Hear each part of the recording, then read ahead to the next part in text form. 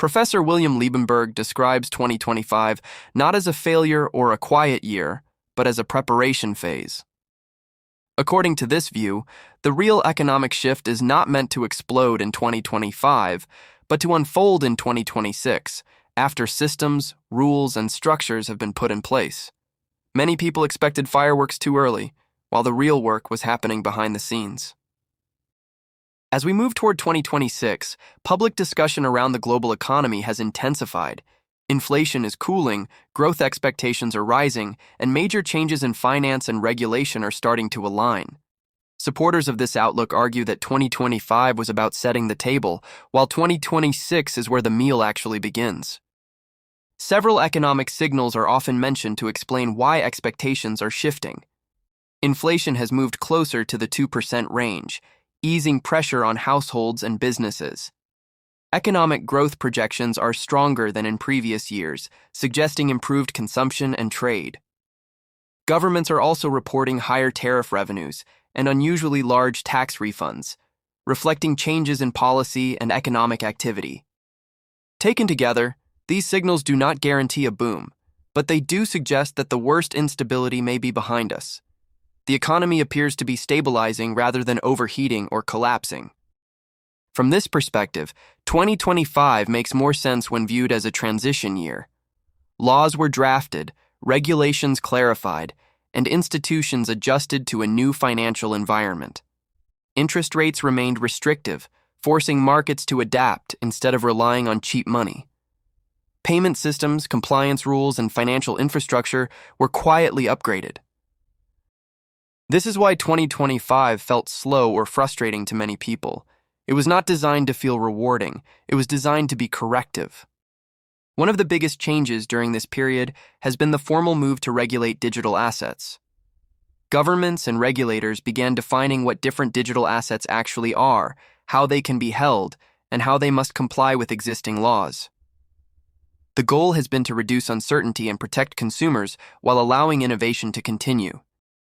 Clear rules matter because institutions do not invest serious money into systems that could be shut down overnight. Regulation, when done properly, does not kill markets. It allows them to scale. Another important development is the global adoption of ISO 2022, a new financial messaging standard used by banks and payment systems. This standard allows more detailed and transparent payment information to move across borders.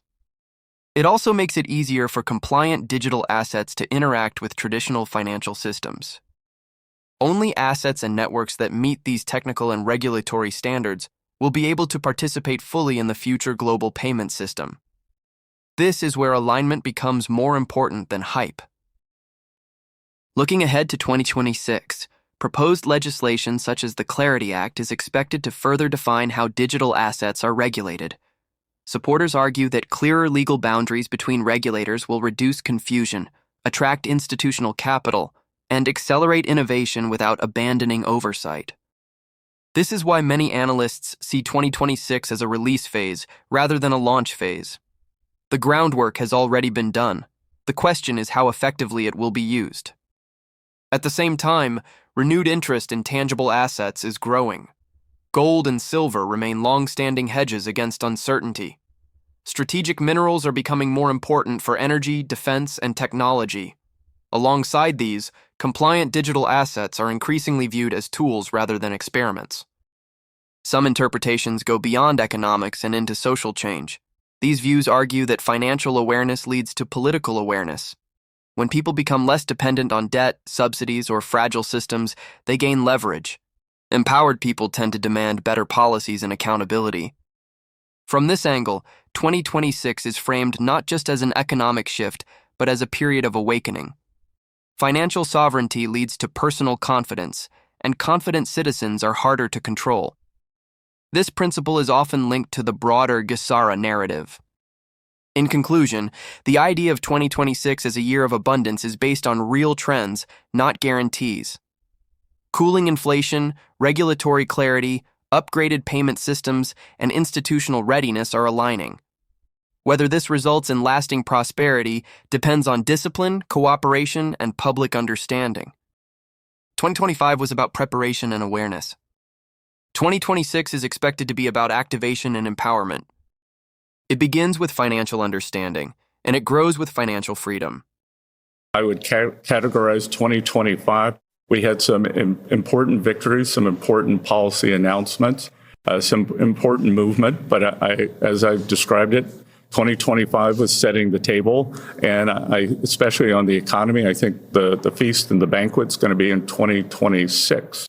Feast and the banquet. Overall, I mean, inflation, the number ending the year for inflation was great, 2.7%. What's still out there is the Supreme Court weighing in on tariffs. What do you think about 2026? Well, the tariff announcement is certainly going to be consequential. We inform, you choose.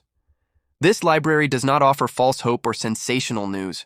The information shared is based on observable reality and careful analysis.